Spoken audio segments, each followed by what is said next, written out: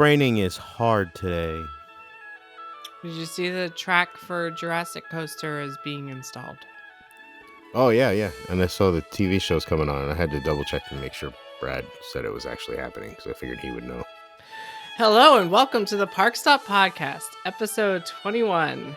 Today we're talking about the grand opening of Mickey and Minnie's Runaway Railway.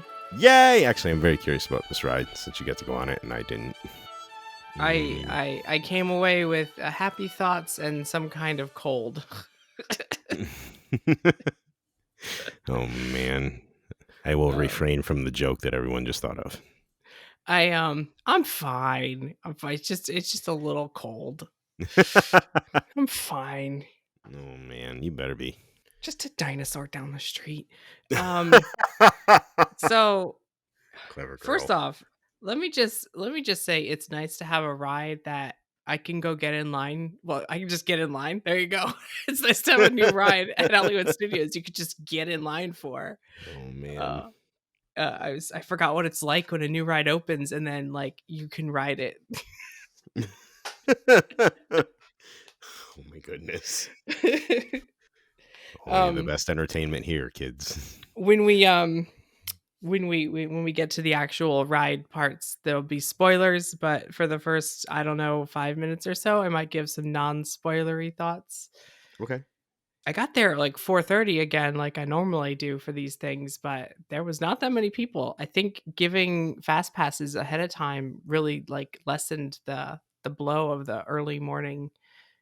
It was like more people there for Rise of Resistance boarding passes than going to ride the Mickey ride. Oh, poor Mickey ride. But then once 8 o'clock hit, there was a line all the way down to Tower of Terror. Oh, it's just a little line. It's no big deal. But within 20 minutes, they had moved all those people into the actual queue. Like, it was incredible. This thing is a people eater. As it should be, right? Because how big are the rides? Or the ride vehicles? I think it's like twice, because it's kind of similar to Rise of the Resistance, but there's 4 cars instead of 2. Yeah. Although you can, without the seatbelts, you can actually squeeze more in there. So if there's small kids, I saw like 5 to a row instead of 4. Oh, that's cool. But yeah, with 4 in a scene instead of 2 in a scene, I think it's got double capacity, or it also might be a little shorter, or maybe it's the same. I don't know. All I know is that the line was constantly moving, no gaps, like just go, go, go, go, go. Oh, that's awesome. Very nice. Yeah. What was the queue like besides the movie posters? I saw the movie posters. Is there anything else in there? Well, they extended the outside queue, which they need because it's quite busy. But even though it said like, okay, the first time I rode was at like 7 o'clock when they let us in, and I just walked right through the queue and walked right onto the ride. And then I went on again later. It said it was a 140-minute wait. It was a 40-minute wait. Oh, man. So they were a little off. Liars. Yeah, it's the lobby for the Chinese theater. They didn't really change much, but it's all clean and pretty. And then when you get to what used to be like the big theater, where it show like movie trailers, and then the Turner Classic Movie Guy when they redid it, now that's like a lobby with multiple theaters, with 2 theaters. Like it's a real movie theater now. Oh, weird. Cool. That's the pre-show though. Yeah, but wait. So they don't have all the movie paraphernalia running around in that lobby now, right? No, they did get a little bit more cute because they don't have the glass cases in the middle anymore. Cool. But when Disneyland gets it in the El Capitan Theater, because it's in Toontown, there's going to be movie props. I'm using air quotes, movie props that are from actual Disney cartoons in like the 30s, 40s, and 50s. Oh, that's pretty cool. So, it's just like the old Great Movie Ride had props. This will have props, but they're animated props. So I'm looking forward to seeing how they do that. So the Born Stuntacular is like gonna be open by the time this comes out. Oh boy! Wait, we didn't even talk about the ride. Oh, we'll get back to it. I'm pausing to say, yes, I'm aware that theoretically possible that, yes, I know soft opens have started. Like everyone's going to be like, wait, what about the Bourne show? Didn't that soft open start yesterday? And then to which I reply, we recorded this like 5 days ago. I don't know if it started. Stop asking me questions from the future. You're supposed to know the future. You're supposed to know exact dates. I might go there Wednesday if I'm not sick. There's already been team member previews. It sounds like the effects are really cool and the screen's really cool, and there's maybe 10 or 12 real actors, and the dialogue is cheesy. I'm looking forward to it. So Not a pre-show actor, so you owe me beer. I do. There's definitely, yeah, it's just a screen. I can't believe you're right. There is a Yes! helicopter. There is a helicopter though, so we were right about But that. is there a crash? Because I don't know. if there's a crash. I asked around. I can't get a clear answer on that, so we'll have to find out. Well, that's interesting that you can't even get a clear answer on a crash. I asked, and they're like, I don't know. Like, you saw it twice. How do you not know? Does it happen off screen? I don't know. Okay, so back to Mickey. So I really like the ride. I've been on it 5 times.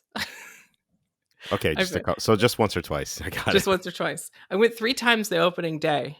And I actually saw someone comment that, like, these darn vloggers need to stop going on the ride and let capacity for other people. And I'm like, it was a 40-minute wait. What are you talking about? I'm not taking away capacity. It's a working attraction. If I was on Slinky Dog, I'd be taking away capacity from someone else. Oh my goodness. It's ridiculous. It's not like the boarding passes for Rise of the Resistance where, like, there's a limited number. I'm so sorry. This is a working attraction. I waited in line. I got to go on it. Not to mention, like, Friday. Anybody can wait in line if they want to get on the ride more than once. No. Didn't you know annual passes don't count as real money? Better when I get down there. I'm not. I have to be from out of town and pay for a 1-day pass. That's the only people that are allowed to do things. People are ridiculous. But it took riding it like 5 times to really kind of get a lay of the land and figure out some of it. Yeah. Yeah. There seemed to be a lot of Mickey, like hidden Mickey stuff in there too. Oh my God. Don't even get me started on the hidden Mickeys. Like, I heard it looks like a ton of them. I have to guess there's at least 50. That's ridiculous. Based on how many I've been able to find so far. And I am doing a video, if I can talk in the future. I wanted to do a video about 10 facts about the ride, and some of it is like hidden things. And like, I'm going to quickly go through some hidden Mickeys, but I don't have time to research all of them. So I'll leave that to someone else. I'll let someone else do one. But there's definitely some fun hidden Mickeys. They're literally everywhere. Ridiculous. So yeah, I like the ride a lot. It's it has some faults. It has some not so perfect things, but so does any new ride. So we'll talk about that. But I did want to okay, everyone's going to ask me, is it better than Great Movie Ride? Okay, so no. Great Movie Ride was great in 1989. Yeah, I still like that ride though. I hate to admit it, but like I don't think I went on it for a whole year before it closed, and I only went on it. I only went on it because, like, if it was raining out, I'd be like, let's go on this and get out of the rain. Like, for shame. I know. I think I went on Universe of Energy more often than I did Great Movie Ride. Yeah, but Universe of Energy, even if you don't like the ride, it's a great nap. That's a long time. Yeah. I mean, I really like the Wizard of Oz scene. I felt like a lot of the other stuff was not great. I really like the explosion in the Western scene. But it's just a moving show. It's like a moving theater. This is more like a ride, and I prefer rides. So that's my reasoning. I think it was time for it to either go or get a big change. And if it's not going to get a big change, I'm glad we got a new ride. Yeah, I agree with that. It needed love. It's kind of funny, though, that it goes away with a fair amount of the Fox stuff in it right after Disney gets Fox. Yeah, but didn't you hear MGM is going to build their own park? Oh, yeah. It's going to go over great. It's going to be great. So, I don't know. I guess that's my only non-spoiler review because I just want to get into it, but I liked it. It's fun. The song gets stuck in your head. It's an all ages ride that anyone can go on. It's kind of like Rise Light. A lot of the same ride technology as Rise of the Resistance, but done in a family style way. So that's cool. Yeah. That's interesting. A lot of similarities to Rise of the Resistance. It's funny. It's back to back. All right. Spoilers now, because I've been avoiding stuff. So the pre-show. Yes. Is this, it's supposed to be a premiere for a new Mickey Mouse cartoon. I really like these cartoons. And even if you don't like these cartoons, by the time you watch this 2-minute intro, you will like them because it is adorable and the song is really good. And then the screen explodes and you walk through it. What? Wait, what? So there's no crash at Bourne, maybe, but there's an exploding screen in Mickey. Yeah, see, a pie goes into Goofy's train locomotive engine, and it goes into the train barn, and then the train barn explodes, and then the screen explodes out. And it's a really cool effect. I knew exactly as it was happening. I was like, oh, that's how it happens. But there's like edges of pieces of screen that like fold out, and that to me was the most impressive thing. It's just rad, seeing actually. this like whole, like, because the screen raises up. Spoilers for effects: the screen raises up like the Terminator 2 show to reveal the opening that you go through, and then a part at the bottom actually slides out to the side. That's below the screen, so you can walk through it, and the big fog effect comes through to hide the movement. But the more impressive thing is like the edges of the screen explosion fold out, and I'm thinking, oh, maybe it's like spring loaded and it folds out when it comes out. But then to go back down when we leave the room, it would have to like I can't imagine the cast members all pushing down these folded out flimsy things. So it has to be on like some kind of, it's animatronic. It's an animatronic screen explosion. I can't explain it. I can't explain it, but it's adorable when you see it. And so the pie explains didn't Starbucks or somebody release a pie to celebrate this ride? The exit gift shop little stand where they got rid of my cream. They got rid of my cream cheese pretzel. I hate them so much. Cream cheese pretzel's gone. What? And foul on the play. Replaced it with bakery items. And yeah, they have a blueberry pie, and it was adorable. Who cares? I want my cream cheese pretzel. I feel the same way, Opal. Thank you. Yeah. You can still get it at Magic Kingdom temporarily. What? Till they take it away from there. The pretzels? The cream cheese pretzel. Oh, don't take away the cream cheese pretzels. I blame Chapek. That was like the longest that ever lasted, because like they'll bring the jalapeno cheese pretzel and it'll be gone in a month, but the cream cheese pretzel stayed there for a year and a half, 2 years. That's because it's good. It is good. It was good. Rest in peace, pretzel. Hunt them down. So then you go and you're in the cartoon world and you go to ride the ride, and it's 4 like train cars being pulled by the locomotive. And so one of the choices that they made, interesting choice, all of the scenes have a very like delineated, very defined top and bottom. Okay. So like some rides you'll go on, Pirates of the Caribbean, and if like the light's just right, you can tell it's just roofing panel, like ceiling panels up there. Or It's a Small World is incredibly obvious where the ceiling is. Yeah. And people have been talking about Secret Life of Pets pictures, and like, look, you can see the ceiling. This is like the screen wall just stops, almost like you're watching a TV screen and it's the wall, but like it's a wraparound wall, so it's 360 degrees in each scene, but not the ceiling. They're like, no notice. It's like a very weird choice where they were like, we can't projection map the ceiling all the time. They're like, well, then we'll never do it, and we'll make it very clear. It's a creative choice. Okay. That sounds ridiculous. And this whole ride is basically projection mapping, right? Like I've seen a little bit of it, like a couple seconds of it. It's really impressive. It's supposedly Panasonic 4K projection, and the colors are perfect. And what's great is that some things will be painted, scenery and stuff, and some things will be projection, and you can't tell the difference unless something is moving.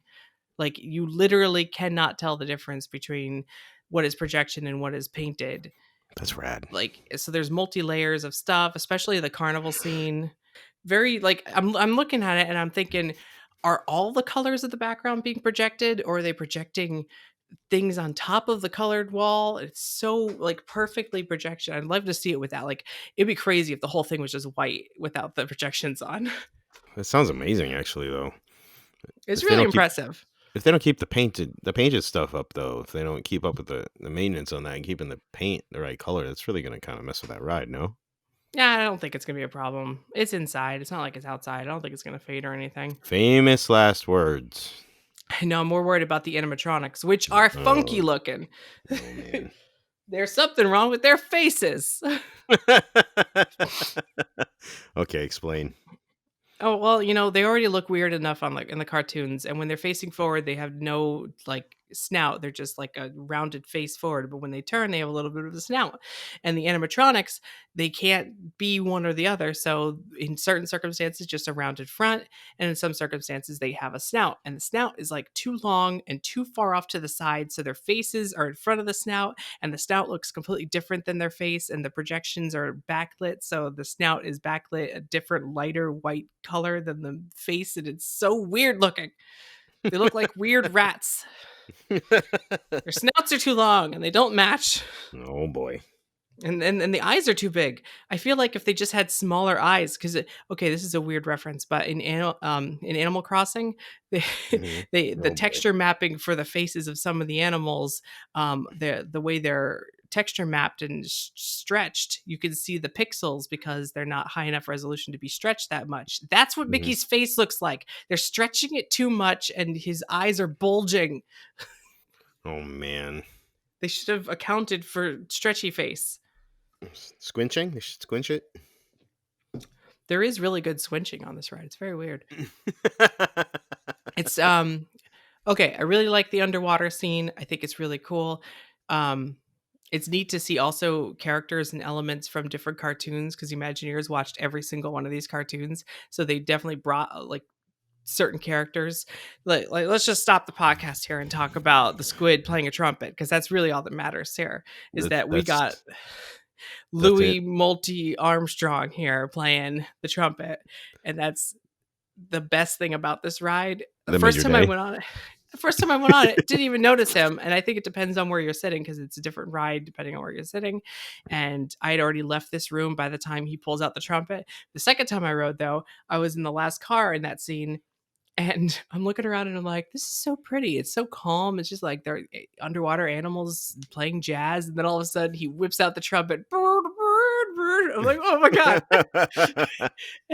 And I couldn't stop laughing. And then I went back on with my friends I was hanging out with earlier. And I was like, guys, look at the squid. And he pulls it out and they started laughing. And then we never stopped laughing for the rest of the day. Oh man. Yeah, seriously. That's awesome. It's crazy, that scene though, because you're in there and like nothing can stop us now, and then volcano erupts, and then you go over a waterfall, like I thought it was going to be a simulator moment, but it doesn't really move. It's just a screen dome for each of the cars, and then you pull back out into the same room that you were already in, because there's no elevator in this one, and the whole room is completely different now. And instead of a volcano and tropical island, now you're under the water, and they reused all the plants but made them look like undersea plants and projection mapped them different colors. So it's really impressive. And like I'm doing the math and I'm like, wait a minute, we've been in this scene now like 3 times as long as we've been in the last scene, and 2 times as long as the scene before that. So it's kind of neat that it isn't like, and I think Rise of the Resistance does it, Transformers is like the worst offender, where every scene is exactly the same amount of time. And this isn't like that. You're in a scene, one scene you're in for like 20 seconds, one you're in for 40 seconds. And it makes it kind of feel a little bit like fresh, because you're not just moving from scene to scene, stopping and going. That's cool. That sounds really amazing, actually, just to reuse a room like that. Yeah, I wonder how many people don't realize it's the same room. Like, that's ridiculous. If I didn't, the first time I wrote it, I know there's no elevator, so I'm like, wait a minute, this is the same room.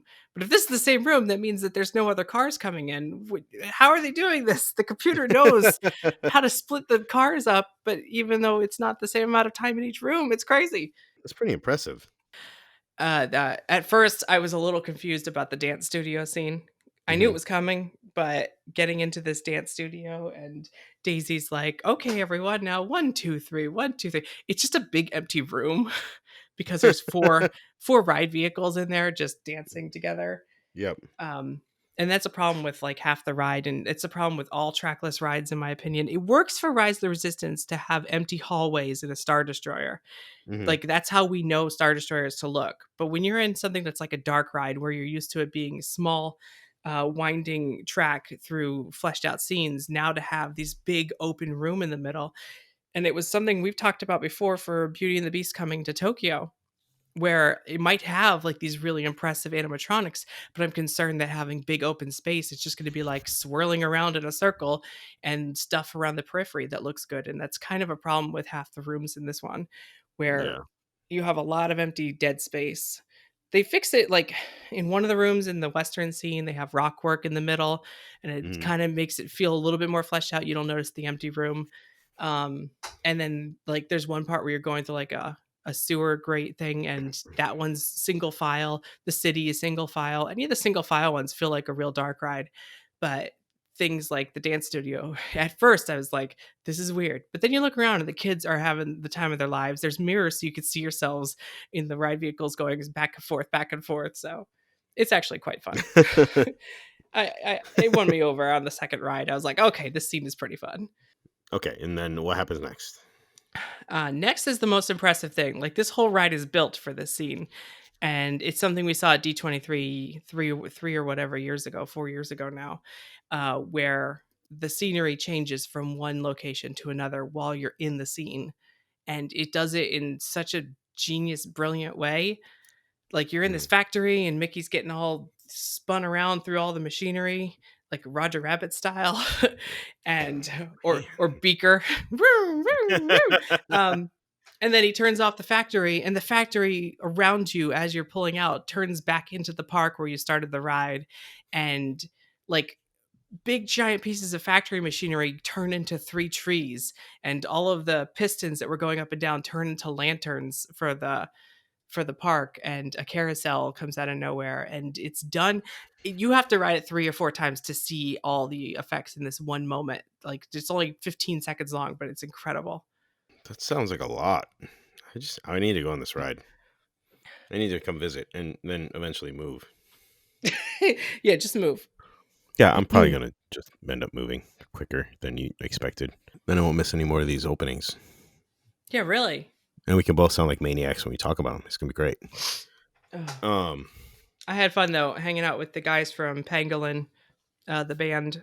We're the opening crew now. We did Rise together, and now you've probably seen Kenneth around the group on Facebook.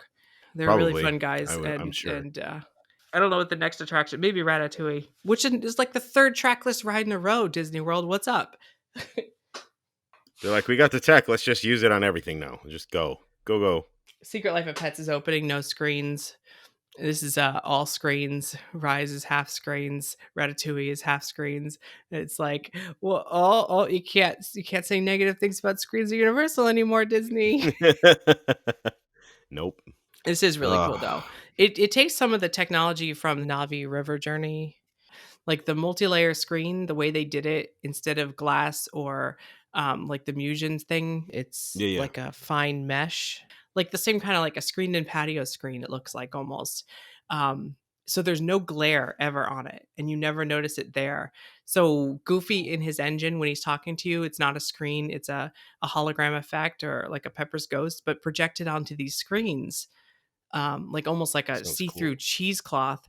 And you really like you see a real background behind him, and you see him, but he's a 2D animation in front of a 2D background that's 2 feet behind him. So it feels like 3D 2D. So the 2.5D that they promised us actually kind of makes sense. That Uh, sounds and crazy. and I I only need to see. figured it out because there's one moment in the carnival, if you're in one of the front cars and you get so close to where Donald is in his booth, and the twister takes off his clothes and then all his feathers, you can kind of see the screen that he's projected on, and it looks like a patio screen. So like Interesting. but it's so vivid. It looks so like solid. It doesn't look, for a very brightly, vibrantly lit room, it doesn't look like I was see through Pepper's ghost effect. Hmm. So they've really mastered Yeah, that. Same I thing need with to get on Rise of that ride. Resistance. Like Rise of Resistance, I feel like I could see through some of the stormtroopers, but not this. Like this is like very solid, opaque characters. I'm excited to go on this ride. Born, not so much, but this, yes. I think kids are gonna love it. Then I will probably love it. It's zany, it's fast, it's got a ton of jokes. Oh, and the B plot is Pluto is trying to get the picnic basket to Mickey and Minnie. Mickey and Minnie are trying to wrangle us because we're out of control. Hmm. Even the first scene after the tunnel, because the tunnel they split apart. Goofy goes one way. Um, the when Mickey and Minnie pull up to talk to Goofy, they're like, make sure to take care of our friends. It's like, oh no, we must have hit that track switch. Oh I no. 2 days ago, I did the best impression of Mickey in the car talking to myself, but now I'm sick, so I Yep. can't do it. But it was so good. Talking to yourself. Yeah. Oh no, we must have hit that track switch. There we go. That's not too bad, actually. It's just the way that this dude, because it's a different voice person, the way that he does Mickey, when he says track, I lose my mind. It is so funny because he'll say like something so normal. It's like, oh no, we must have hit that track switch. I did notice the voice. The voice doesn't sound like classic Mickey anymore. It's weird. Like it sounds like Mickey, but doesn't. It's a more manic, he goes out of control type voice. Like, I get that part, but I mean, even the pitch, like the way it sounds, it's just interesting. Like it sounds like Mickey, but doesn't. It's weird. Well, they look like Mickey, but don't. Goofy looks like a crack addict version of Goofy. So more accurate, probably. And that idea of the train splitting, the engine splitting away from the train cars was actually it's in the Mark Davis book. It was an idea he had for what attraction was it? Someone write in the comments what the attraction was. It's probably the never built thing in Frontierland. It's a train ride. Western River expansion? Yes, that. Where the train at one point during an earthquake, ride, wasn't it? Well, there was multiple rides through the mountain, and the train ride through the mountain. At one point, there's an earthquake which made it onto Big Thunder Mountain, but it actually splits the track apart, and you go one way and the train goes the other way. So no idea Disney ever really dies. I just thought it was neat. But the B plot, cool. Every scene, and depending on what car you're in, it's wacky because like the back car becomes the middle car and the front car becomes the second to last car. Like they change places throughout the attraction. Everyone's been saying like, you get a raw deal if you're in the back last car, and that's sort of true just for the first two scenes. But then after that, I think it kind of evens out and you end up in the middle, so it's not so bad. You just can't really see the track switch moment happening and Goofy going away because you're so far out in the back. Yeah, but person in the back, you get to see the Pluto B plot better in the Western scene. And Pluto's sitting there with the picnic basket, and he looks so sad. He's like, and then you see him swimming underwater at the end of the scene with the picnic basket in his mouth. He pops up in one of the windows in the city. It's cute. That sounds adorable. I like Pluto too. And I do like that they opened the Mickey Shorts Theater because no one cared about Path of the Jedi anymore. Yeah. And if they're not going to bring back Sounds Dangerous or the Monster Sound Show, then might as well do something with it. But I thought it was really cute because they took new animation and then tied together some of the best of moments from the cartoons. So if you've never seen one before, if you saw this show, it's like a perfect primer. It even has Potato Land. Oh, Potato Land. Yeah, I saw everybody was excited about Potato Land. Well, they have photo ops on the exit, and you could get your photo taken with a potato. Yay! And they have the cute panda that every time Mickey goes to take a picture of it, there's something blocking him. But if you take a picture, it doesn't change. I thought for sure, I was like, man, they got to do a photo op, or somehow every time you go to take a picture, something covers up the panda. It would be too brilliant. Apparently it was, huh? Potato Land. And the seats look like Mickey shorts because it's Mickey shorts, so they look like Mickey shorts. Oh boy. Yeah, I heard about the seats. It's pretty cute. I mean, they just like clicked on a plastic thing into the back, but I don't care. It's cute.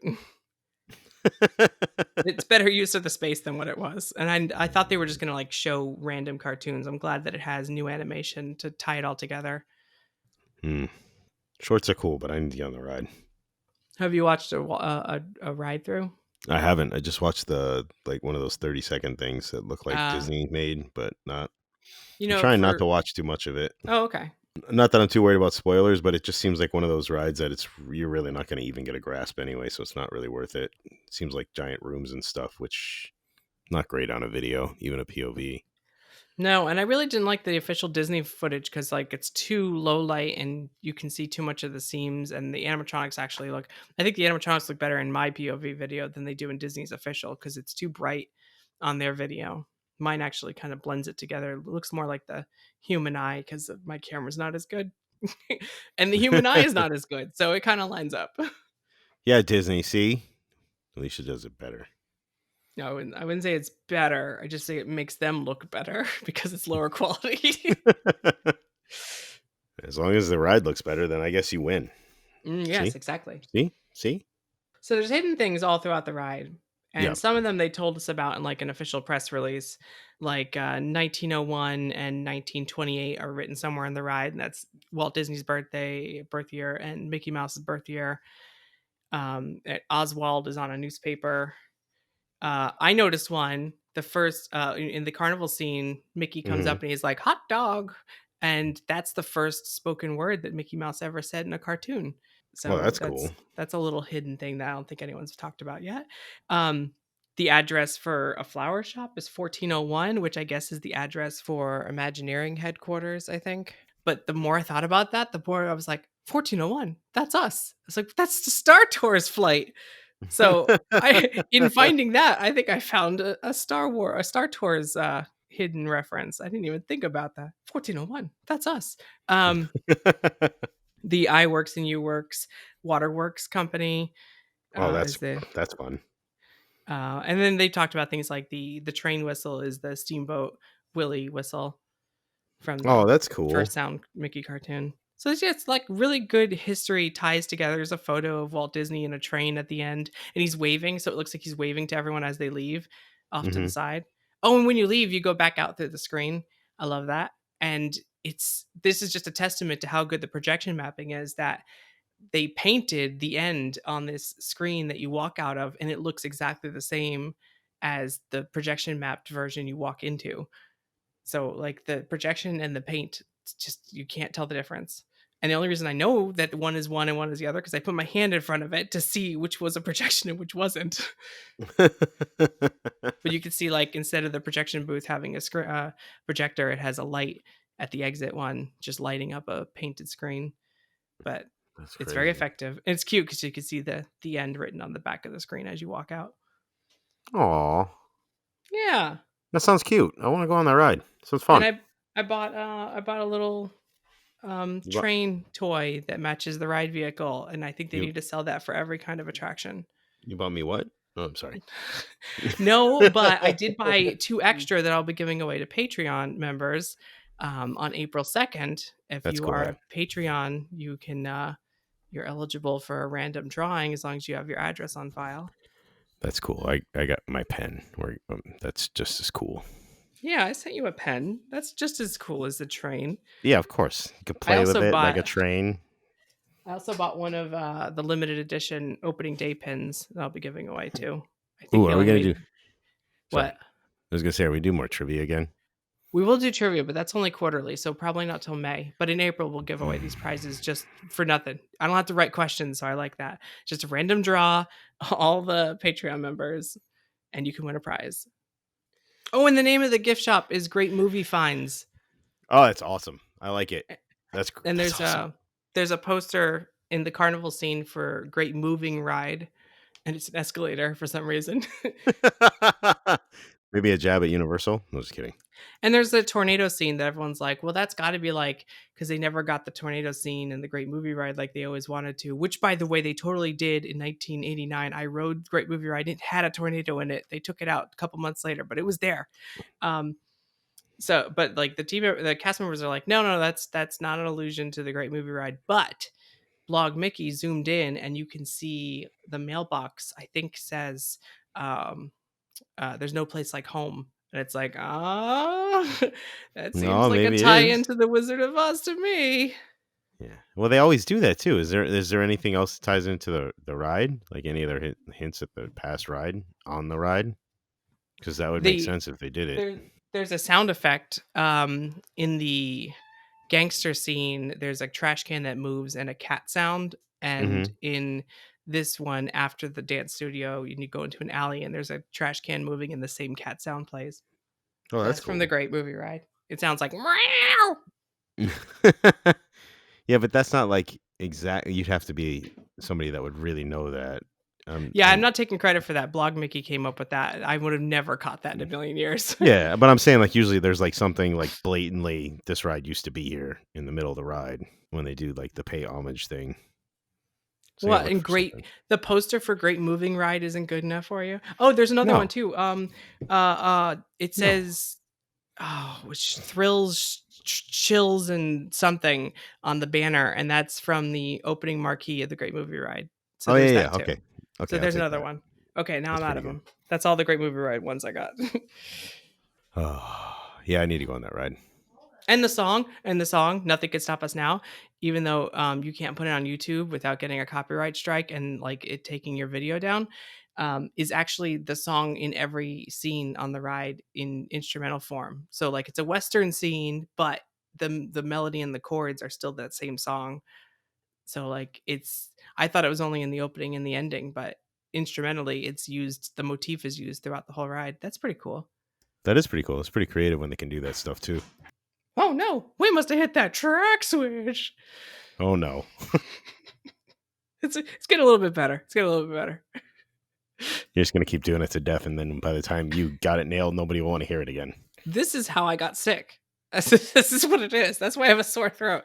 I've been doing this in the car all day. Oh no, we must have hit that track switch. Okay, so I think that's it. Sorry this episode wasn't as energetic as normal. Yay, we brained well today. Braining is hard. I'd put the song for the outro, but I can't. Because copyrights. They released it on iTunes and Spotify. It is a minute long. Like, I'm not gonna pay for 1 minute. I know that people have been listening to it. But they redid like 10 different songs or 8 different songs for the queue based on songs from the show, but like in a grand Hollywood type style. I would buy a whole soundtrack if they sold that song plus all the songs from the ride. All the variants? Yeah, well, no, but like in the queue, there's like a Potato Land song, and there's I got you. But rearranged for just waiting in line. So I'd like to have that soundtrack. Yeah, they're not going to give you that. They released all the songs from the cartoons. They don't want you to have anything fun. Not at the parks. Oh no, we must have hit that track. I was thinking of getting a shirt made that just says, did you ... did you spot the killer, the murderer? And then on the back it says, because he might have spotted you. Oh boy. That's a reference. I realize that only patrons have heard that, so it's thousands of people listening have no idea what I'm talking about. Oh man, some will, because some have been on it. I'm sure. It's a testament to how good my Jimmy Stewart impression is. Did you spot the murderer? Your impression of an impression. Mm-hmm. It's a copy of a copy. Oh no! Yeah. We must have hit that track switch. Oh, can't even do it. Track switch. I can't even do it. It hurt my throat. This is how I got sick. The mystery has been solved. Oh boy. Okay. Yeah. Bye. This concludes. Enough braining. Do I have anything else? No. Born. We talked about it. We don't have to do an episode on it. We've technically talked about it. We're done. Born's over. We're good. If we do an episode, if we do an episode on Born, we can also talk about Jurassic Coaster and some Volcano Bay updates and some other Universal news to pad it out and get people to listen, because no one cares about them. Nope. I care about the Born show. I think it's going to be a delight. Delight. Yeah, I agree with that, Kronk. Thank you. Yep, we're gonna do a Jaws read through the script right soon. Yeah, we were supposed to do that today, but I can't talk, so. No, and I can't brain, so we're good. Yeah, but before this month is over, we're definitely gonna do a Patreon Jaws episode. Yes. Sure. Awesome. Okay, bye guys. Oh no, we must have hit that track switch. Oh, help me.